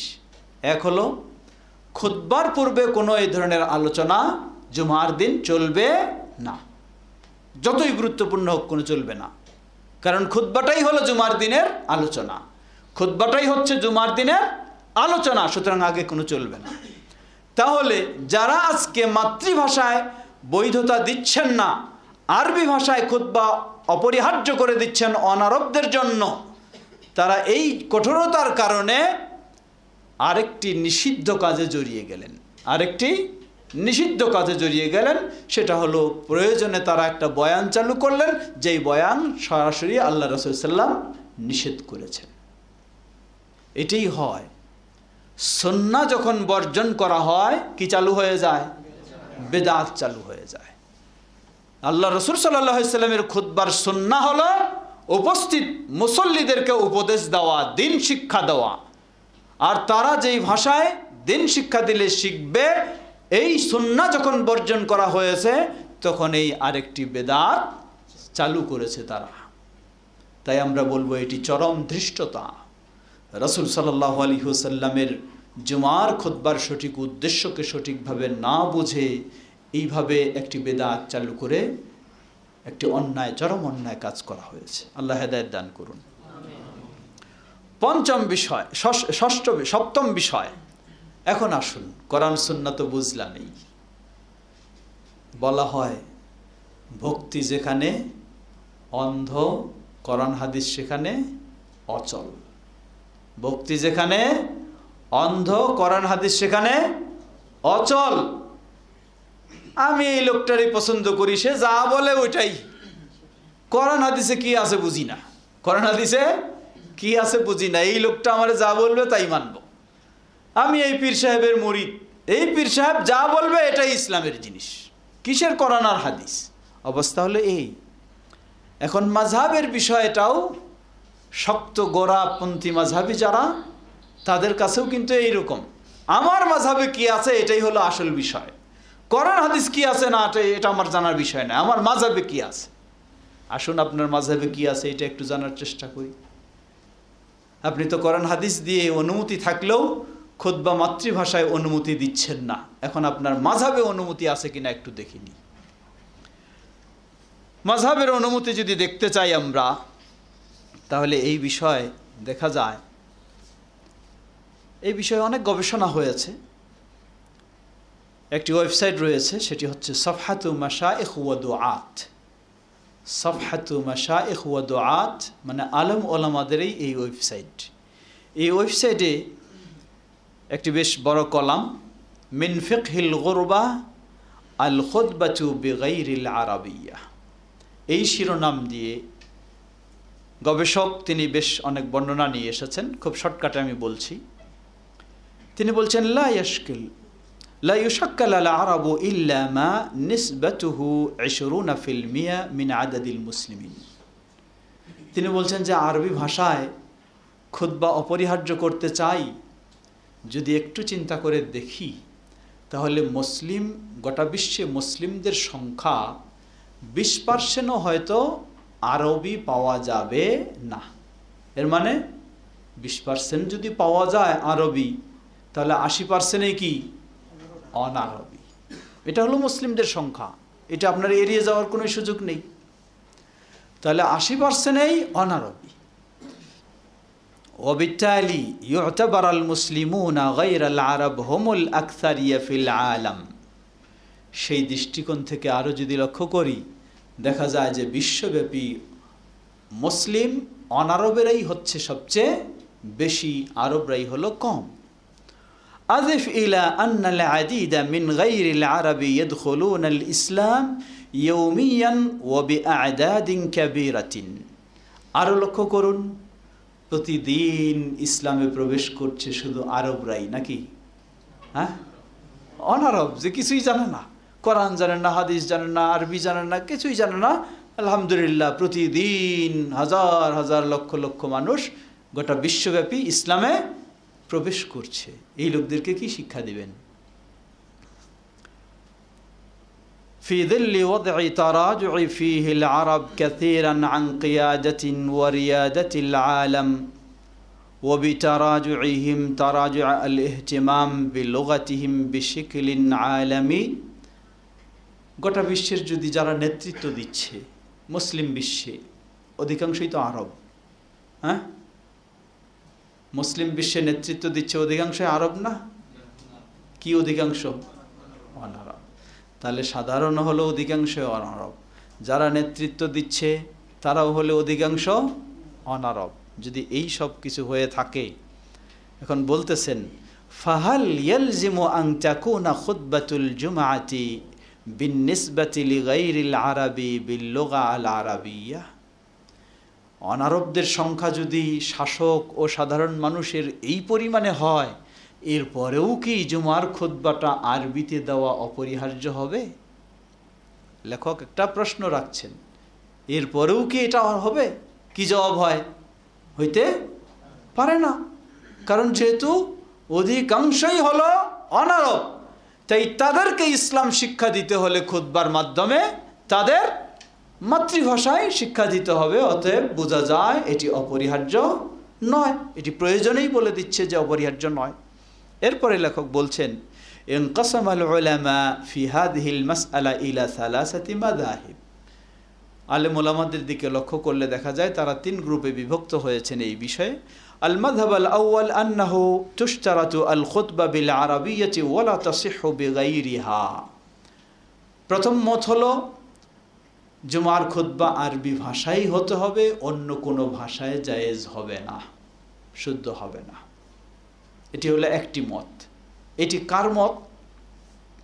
ওয়াহাদা মাযহাবুল মালিকিয়্যা ওয়াশ শাফিঈয়্যা ওয়ার রাওয়ায়া আস-সাহিহা ইনদাল হানাবিলা।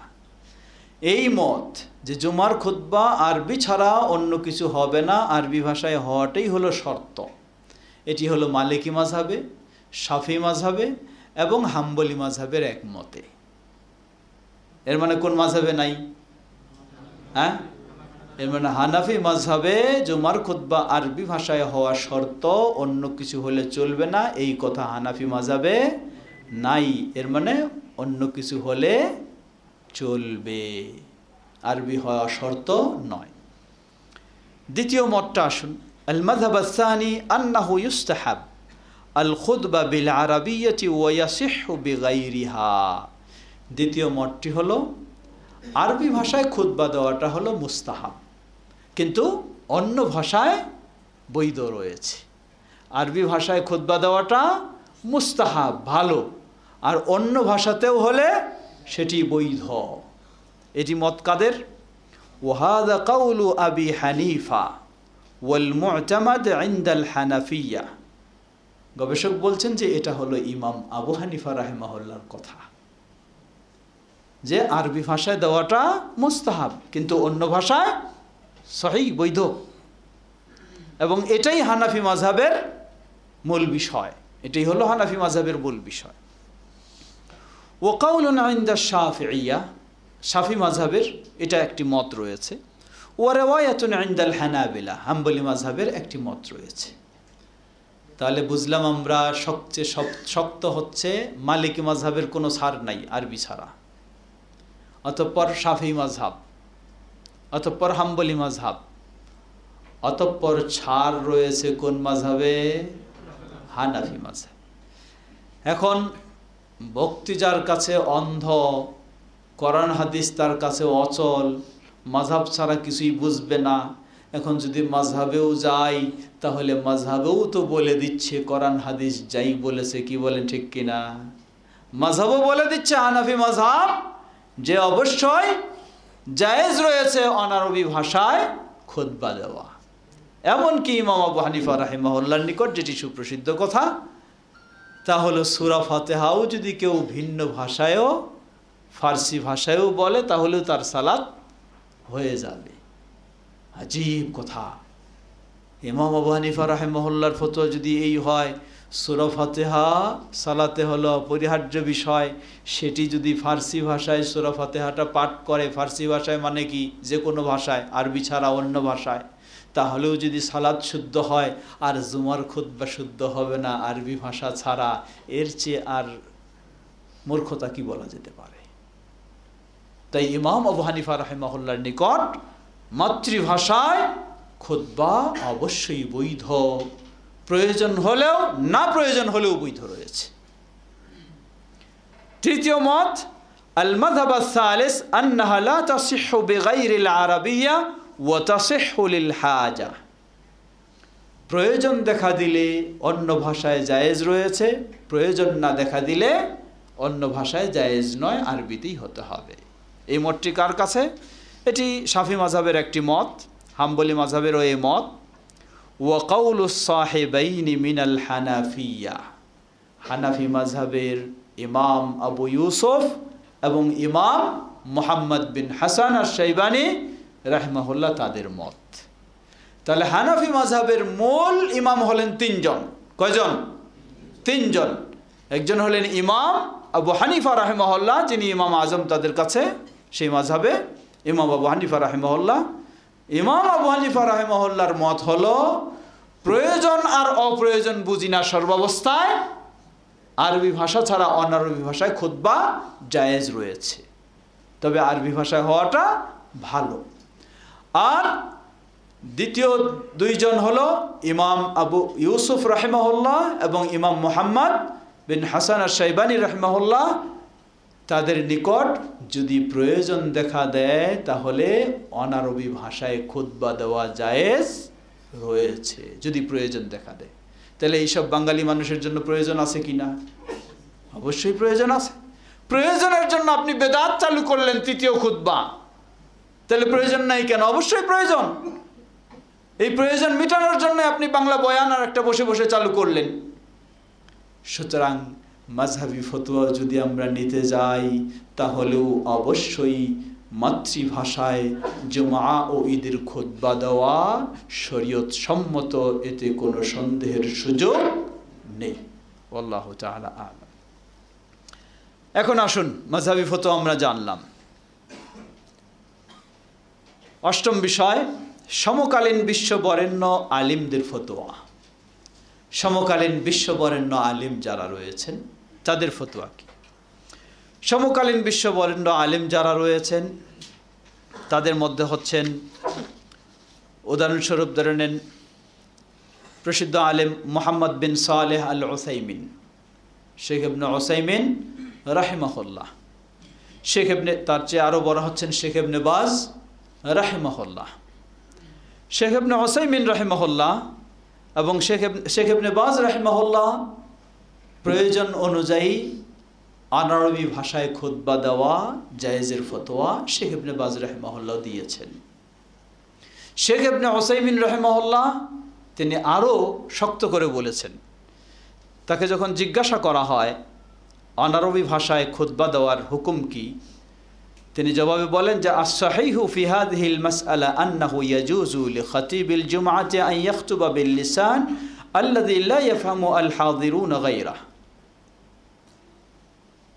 উপস্থিত শ্রোতারা যেই ভাষা ছাড়া বুঝবে না সেই ভাষায় খুতবা দেওয়া খতিবের জন্য অবশ্যই জায়েজ রয়েছে। তাহলে বাঙালিরা কোন ভাষা ছাড়া বুঝবে না? বাংলা ভাষা ছাড়া বুঝবে না, তাই অবশ্যই জায়েজ রয়েছে। ওয়াল মাকসুদ মিনাল খুতবাতি হুয়া বায়ানু হুদুদিল্লাহি সুবহানাহু ওয়া তাআলা লিল ইবাদ ওয়া ওয়া'দুহুম ওয়া ইরশাদুহুম ইল্লা আন্নাল আয়াতাল কুরআনিয়া ইয়াজিবু আন তাকুনা বিল লুগাল আরাবিয়্যা সুম্মা তুফাসসার বিলুগাতিল কওম ওয়া ইয়াদুল্লু আলা যালিকা আলা আন্নাহু ইয়াখতুবু বিলিসানিল কওমি ওয়া লুগাতিহিম কাউলুহু তাআলা। তিনি বলছেন কারণ খুতবাটা হচ্ছে উপস্থিত মুসল্লিদের মাঝে আল্লাহ রাব্বুল আলামিনের বিধিবিধান, শরীয়তের সীমারেখা ইত্যাদি বর্ণনা করা এবং ইসলামী নীতিমালা উপদেশ সেগুলি শিক্ষা দেওয়া। অতএব এইসব বিষয় উপস্থিত মুসল্লিদের ভাষা ছাড়া কখনো সম্ভব নয়, তাই এটি বৈধ।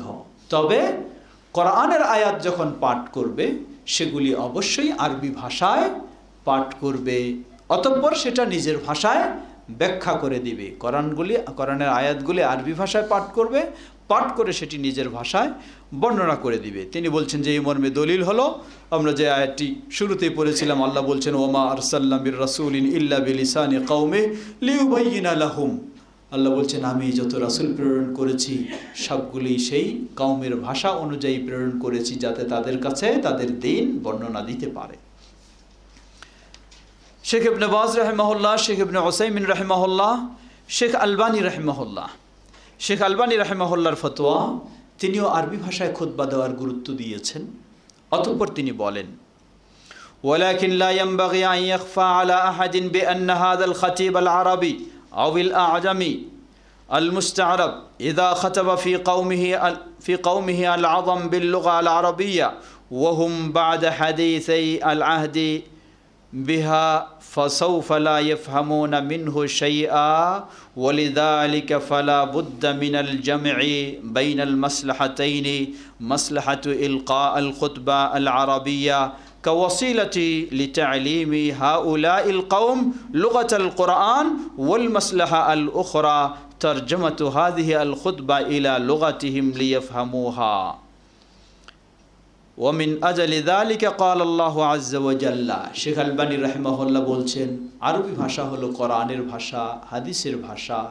এর গুরুত্ব রয়েছে, এটি মানুষের মাঝে ছড়িয়ে দেওয়ার জন্যও আরবি ভাষায় খুতবা হওয়া ভালো, সেটি প্রয়োজন। তবে যদি এমন হয় অনারবি ব্যক্তি খুতবা দিচ্ছেন অথবা অনারবি ব্যক্তি আরবি শিখেছেন, শিখে তিনি এখন আরবি ভাষায় খুতবা দিচ্ছেন, কিন্তু শ্রোতারা তাদের ভাষা ছাড়া কিছুই বুঝবে না, আরবি বুঝছে না, শেখ আলবানী রাহিমাহুল্লাহ বলছেন তাহলে সেখানে এমন অবস্থান গ্রহণ করা উচিত যাতে আরবি ভাষার গুরুত্বটাও ঠিক থাকে এবং শ্রোতারাও যেন তাদের দিন শিখতে পারে। তাই খতিব যখন কোরআন এবং হাদিসের বিষয়গুলি তিনি আরবিতে বর্ণনা দিবেন যাতে মানুষের কোরআন হাদিস আরবিতে জানার উৎসাহ সৃষ্টি হয়, অতঃপর তিনি সেটি অনুবাদ করে ব্যাখ্যা করে শ্রোতাদেরকে বোঝাবেন যাতে মানুষ শ্রোতারা দিনও বুঝতে পারে, শিখতে পারে।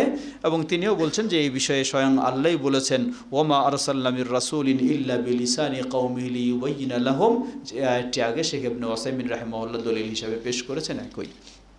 অতএব শেখ আলবানী রাহিমাহুল্লাহ তিনিও বলছেন, যেটা মূলত আহলুল হাদিসরা এটাই বলে যে আমরা কোরআন এবং হাদিস অবশ্যই উপস্থাপন করব, আর সেগুলি কি করব, মাতৃভাষায় শ্রোতাদের মাঝে ব্যাখ্যা করে দেব। এটি হচ্ছে আহলুল হাদিসদের বিষয়। অতএব এই ধরনের বিশ্বের যে উল্লেখযোগ্য শ্রেষ্ঠ আলেম যারা, তাদের যদি আমরা লক্ষ্য করি তাহলে দেখা যাবে তারা সবাই মাতৃভাষায় প্রয়োজনে খুতবা দেওয়া এবং কোরআন আয়াতগুলি সেগুলি কোরআনের ভাষায় তেলাওয়াত করার পর সেটি মাতৃভাষায় ব্যাখ্যা ও বর্ণনা দেওয়া, এর মতামত তারা সকলে দিয়েছেন।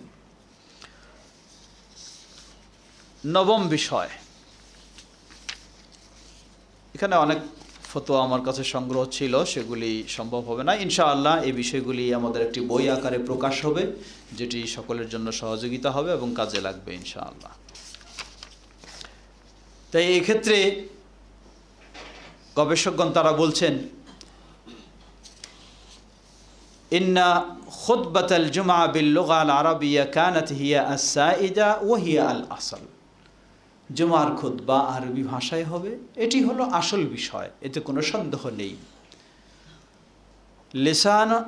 লাসনা মুতাআব্বিদিনা বিল লুগা আল আরাবিয়া ফীমা সিওয়া আল কুরআন আল কারীম।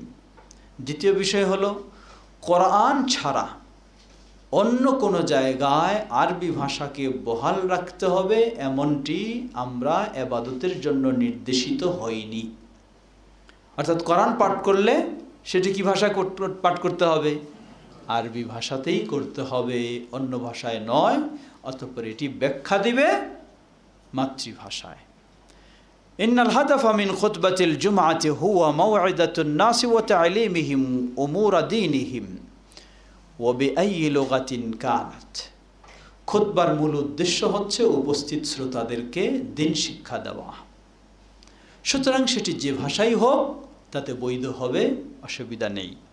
চতুর্থ, ইযা কানা আল মাকসুদ মিন খুতবাতিল জুমআ লা ইয়াতাআত্তা বিল লুগা আল আরাবিয়্যা ফালা হারাজা মিন আত-তারজামাতি ইলা লুগাতিন উখরা। জুমার খুতবা যদি আরবি ভাষায় যথেষ্ট হয়ে যায় তাহলে অন্য ভাষা ব্যবহারের প্রয়োজন নেই। অর্থাৎ শ্রোতারা যদি সবাই কি হয়, খতিব আরবি, শ্রোতারা সবাই আরবি, অন্য ভাষার প্রয়োজন নেই, তাহলে অন্য ভাষায় যাওয়াটা উচিত নয়। আর যখন শ্রোতা হবে অন্য ভাষার, তখন সেখানে যে ভাষাই হোক প্রয়োজন হবে, তা বৈধ হবে। পঞ্চম, মা তানবিহি আলা উজুবি আন তাকুনা আল আয়াত ওয়াল মুকদ্দামা বিল লুগা আল আরাবিয়া। তবে এই বিষয়টি মনে রাখতে হবে যেন কোরআনের আয়াতগুলি আরবি ভাষায় তেলাওয়াত হয়, আর খুতবাটা শুরুতে যেন সূচনাটা যেন আরবি দিয়ে শুরু হয়। আসুন এরপর অষ্টম বিষয়, অষ্টম গেছে সমকালীন বা বিশ্বশ্রেষ্ঠ আলেমদের বিষয়। নবম বিষয় মুজাম্মা আল ফিকহি এর ফাতোয়া। মুজাম্মা আল ফিকহি হলো রাবেতা আল আলাম আল ইসলামী এর অধীনে বিশ্বের একটি ফিকহি প্রকল্প রয়েছে। যে কোনো বিষয়ে বড় বড় বিভিন্ন মাসআলার যদি প্রয়োজন হয় তাহলে রাবেতা আল আলাম আল ইসলামী এই প্রকল্পে বা এই কর্মসূচিতে তারা বিশ্বের বিশিষ্ট ইসলামী বিশেষজ্ঞগণকে আমন্ত্রণ জানিয়ে এই মাসআলাগুলি নিয়ে সেখানে আলোচনা হয়ে তারা কোরআন সুন্নাহর দলিলের আলোকে একটা রেজাল্টে পৌঁছেন। সেখানেও এই বিষয় নিয়ে আলোচনা হয়েছে। আলোচনা হলে তার রায় হচ্ছে এটাই, জাআ ফি করারি মাজলিসিল মুজাম্মা আল ফিকহি বিরাবিতাতিল আলাম আল ইসলামী জাআ মা ইয়ালি الرأي الأعدل هو أن اللغة العربية في أداء خطبة الجمعة والعيدين في غير البلاد الناطقة بها ليست شرطا لصحتها। সেখানে বিশ্বের শ্রেষ্ঠ আলেমরা বসে যেটা সিদ্ধান্ত নিয়েছেন তা হচ্ছে জুমার খুতবা, ঈদের খুতবা যারা অনারবি তাদের জন্য আরবি ভাষায় হওয়াটা কোনো শর্ত নয়। যারা অনারবি তাদের জন্য আরবি ভাষায় হওয়া শর্ত নয়। ولكن الأحسن أداء مقدمات الخطبة وما تضمنته من آيات قرآنية باللغة العربية। তবে উত্তম হচ্ছে খুতবার ভূমিকাটা যেন আরবি দিয়ে শুরু হয় এবং আয়াতগুলি যেন আরবিতেই পাঠ করা হয়। লিতা'বিদ গায়রিল আরবি আলা সিমাইল আরাবিয়্যাতি ওয়াল কোরআন, যাতে অনারবদেরকেও একটু আরবি ভাষার আওয়াজ শোনানো যায়, কোরআনটা আরবি ভাষায় শোনানো যায়, যাতে আরবির প্রতি আগ্রহ সৃষ্টি হয়। মিম্মা ইয়াসহাল তাআল্লুমুহা, যাতে তাদের আরবি এবং কোরআন শেখার প্রতি একটা সহজ পদ্ধতি তারা খুঁজে পাবে। ও কিরাআতুল কোরআন বিল লুগা আল্লাতী নাযালা বিহা, যে ভাষায় কোরআন নাজিল হয়েছে সে ভাষায় পাঠ করা। সুম্মা ইউতাবিউ আল খাতিব মা ইয়াইদুহুম বিহি বিলুগাতিহিম আল্লাতী ইয়াফহামুনাহা, অতঃপর কোরআনের আয়াত পাঠ করার পর খতিব শ্রোতাদের ভাষা যেটা দিয়ে তারা বুঝবে সেই ভাষায় যেন খতিব বর্ণনা দেয়, ব্যাখ্যা দেয়, যাতে তারা দ্বীন ইসলামের বিষয়গুলি শিক্ষা অর্জন করতে পারে। তাহলে বিশ্বব্যাপী বিশ্বের যে আলেম ওলামাদের নিয়ে এই মুজাম্মা আল ফিকহি, যেখানে এই সমস্ত গুরুত্বপূর্ণ মাসআলা নিয়ে আলোচনা হয় বিভিন্ন সময়ের, সেখানেও এটি সিদ্ধান্ত হয়েছে যে এটি শরীয়ত সম্মত হবে। অনারবদের মাঝে খুতবা শুরুটা হবে আরবি দিয়ে এবং কোরআনের আয়াত পাঠ করবে, অতঃপর তাদের ভাষায় সেটি ব্যাখ্যা করবে মাতৃভাষায়, যেন তারা উপকৃত হতে পারে। সেই বিশ্বব্যাপী এই ফতোয়াও সেখানে সিদ্ধান্ত হয়েছে। এত কিছু হওয়ার পরেও যদি কারো বুঝে না আসে তাহলে তো আর বলার কিছু সুযোগ নেই। সর্বশেষ আমরা বলতে চাই, আজকের এই আলোচনার শেষ রেজাল্ট হিসাবে আমরা বলতে চাই, দশম বিষয় তা হচ্ছে মধ্যম পন্থা অবলম্বনই হলো উত্তম। মধ্যম পন্থা অবলম্বনই উত্তম।